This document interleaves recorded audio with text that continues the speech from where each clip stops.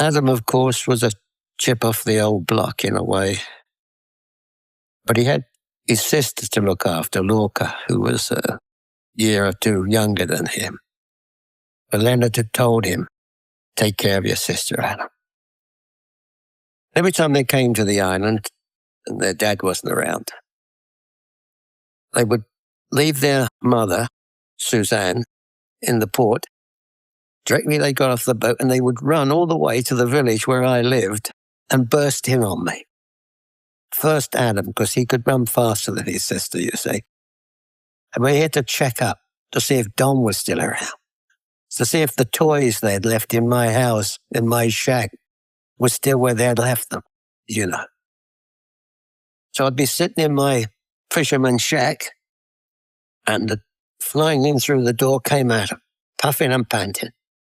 Jesus, he'd say, you're still here. And I'd say, well, where else would I be, Adam? And he'd look up and all around my old kitchen, and he'd see the boat he'd left, an old wooden boat. He said, the boat's still here too. And I'd say, yep. Then he'd look at all the other toys that they'd left behind, I'd gathered together and put in a box. He'd sit down and say, it's so great to be back, Don. And still, you're still here.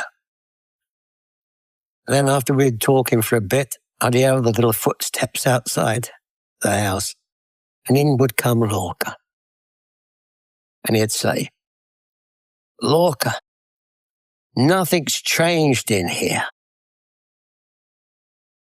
And she'd look around a bit critically and said, it's got smaller. And Adam would say to her with a big sigh, Lorca, it's not got smaller. You've got bigger. And of course, that always made me smile.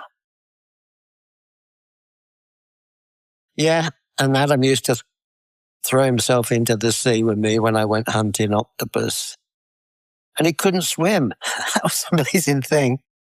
I'd be in deep water looking for octopus with my mask and snorkel, and all of a sudden, I'd hear a splash, and these arms would clutch at my neck and almost pull me under, you know, and I'd be grappling to save both our lives.